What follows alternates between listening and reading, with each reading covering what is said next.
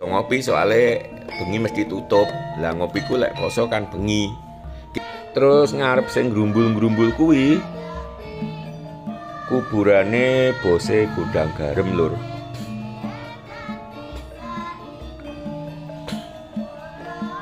Ayo kuwi apa kuwi batu sing gedhe kuwi, apa bangunan sing gedhe kuwi palike gapura ana tulisane Allah lan Muhammad lur.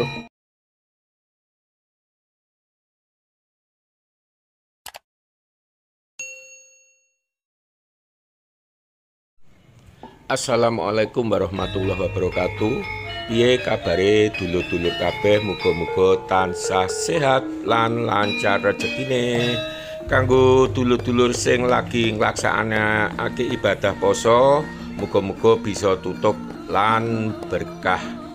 Iki aku nang Jalan Dr. Saharjo neng lore Terminal Tamanan Kota Kediri, kurang luwih jarak 300 meter lur. Iki nang pertigaan nuju pemakaman utawa Bong Cina Klothok Kota Kediri. Lah awake dhewe masuk Jalan Lawu mlebu nang wilayah Kelurahan Klothok lur. Oke, kita muter belok kanan lur nang arah Jalan Lawu.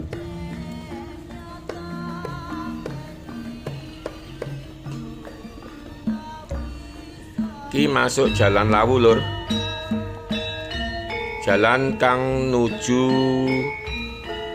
pemakaman utawa Bong Cina Klothok. Dadi salah siji pemakaman khusus Cina kang uga diarani Bong Cina. Lah wilayahe ana Dusun Klothok, Kelurahan Pojok, Kecamatan Mojoroto, Kota Kediri. Salah siji Bong Cina kang sampai saiki isih terawat lur. Engko dulur-dulur iso nonton dhewe kaya apa resike, terus kaya apa kondisine lur. Lah info neng Bong Cina iku ana pirang-pirang keunikan. Sing pertama ana makam muslim, ya mungkin Cina tapi muslim. Terus yang kedua ki ngliwati anu lur apa ki tukang rosok. Yang kedua makame orang terkaya se-Kediri lan merupakan salah satu yang terkaya di Indonesia juga, yaitu bose PT Gudang Garam Kediri lur. Engko uga tak sepil. Oke dulur-dulur, sadurunge ceritane tak bacot, tak elingke dulur-dulur kang durung subscribe, monggo enggak subscribe, tekan tombol abange supaya aku tambah sregep gawe video, lan ojo lali tekan tombol loncenge supaya yen enek video anyar saka aku dulur-dulur cepet mangerteni. Terus ojo lali di-share nanggone konco-konco lan dulur-dulur supaya video-video kok aku iso ditonton wong akeh lur. Oke, iki aku wis meh teko lokasi sing dituju. Lah sebelah kanan kuwi kompleks perumahan Wilis Indah 2. Iki lur anune gerbange. Cuma sayang enek warung jadi rada elek secara visual. Ya cuman aku gaene ngopi nek kono uga lur. Amarga poso ya ditutup kae. Lek poso mungkin gak iso ngopi soalnya bengi mesti tutup. Lah ngopiku lek poso kan bengi. Oke, saiki ade masuk gerbang lur.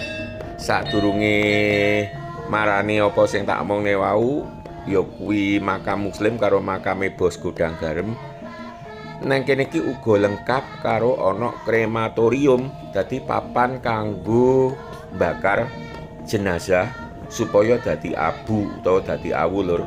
Engko tak sepil panggonane.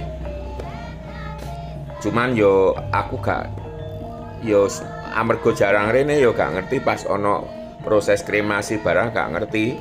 Dino iki yo kebeneran pas gak enek lur. Lagi lur enek pertigaan belok kiri, ana petunjuk ngarep iku krematorium. Lah tanda panah iku.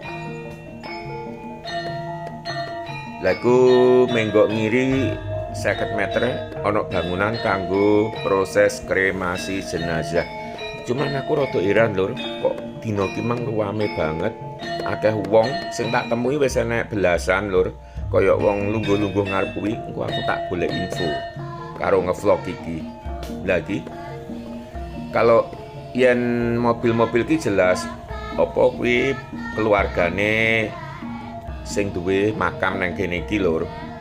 Ya dhe balik mergo arepe nyanggone makame Bos Gudang Garam karo makame Muslim.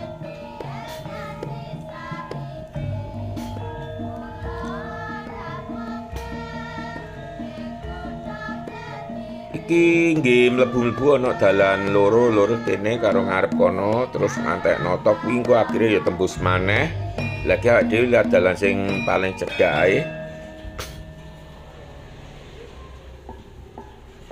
Api-api lur terawat terus penghijauannya juga lumayan termasuk suket-suketnya diperhatikan. Jadi iki salah siji bong Cino kang cukup terawat. Lan akeh makam-makam anyar aku dadi tau rene lur sekitar setahun kepungkur terakhir rene. Pancen bong Cino iki dadi panggonan dolanane bocah-bocah lur.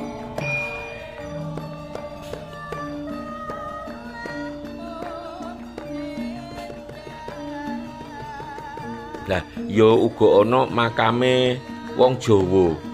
Engko jajal tak golekane. Panggonane cedhak karo makam Muslim sing tak omongne mau.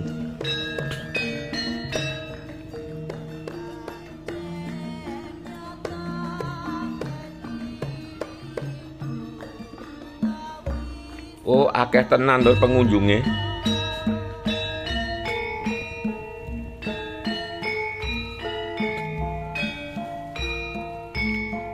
Iki aku mlaku kalem-kalem mergo goleki apa kuwi kuburan wong Jawa. Mergo arupa batu nisan loro putih-putih setahun kepungkur. Tapi kok gak ono ya, padahal wis cedhak karo lokasi makam Muslim sing tak maksud lho.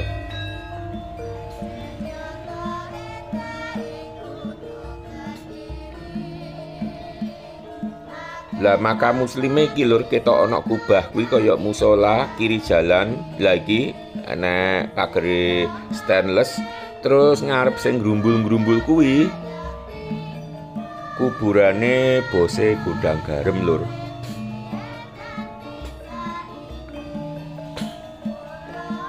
Ayo disepil kaya apa? Ya cuman pancen gak oleh mlebu lur iku ana satpame 24 jam.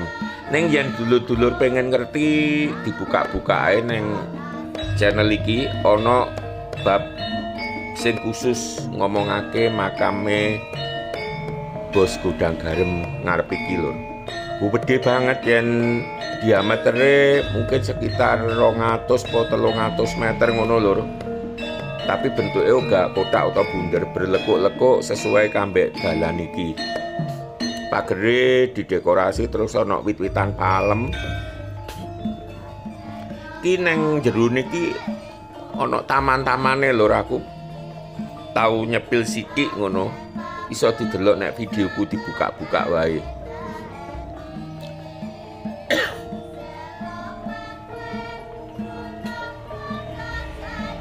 Lagi wis ganti makam liyane lur.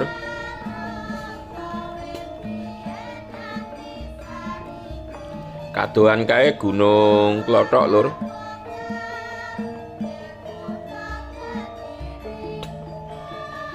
Oke, muter bae jane ya iso tembus, cuma aku mang kan janji arepe nyepil kuburane Muslim. Jadi balik dalan lur. Karo kanggo sing mau gak ngamati kuburane Bose Gudang Garam, lek gak salah Tohing jenenge. Kiri jalan lho iso ditonton maneh. Lagi pagere. Ya.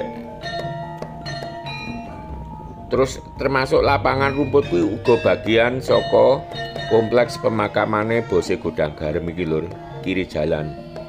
Lagi oke wong parkir memang dina ki mang ternyata oke pengunjung cara Jawane ngono nyekar kuwi lho lur, keluarga-keluarga apa jenenge jenazah sing wis dimakamne nek kene. Lagi wis teko lur.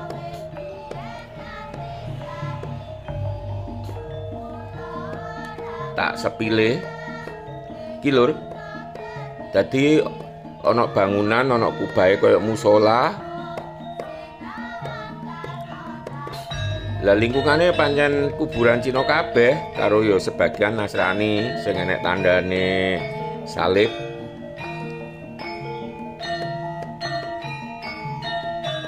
Lah terus nang gone kuwi apa kuwi batu sing gedhe kuwi, apa bangunan sing gedhe kuwi, palike gapura ana tulisane Allah lan Muhammad lur. Oke, sawetara sakmene dhisik. Wassalam.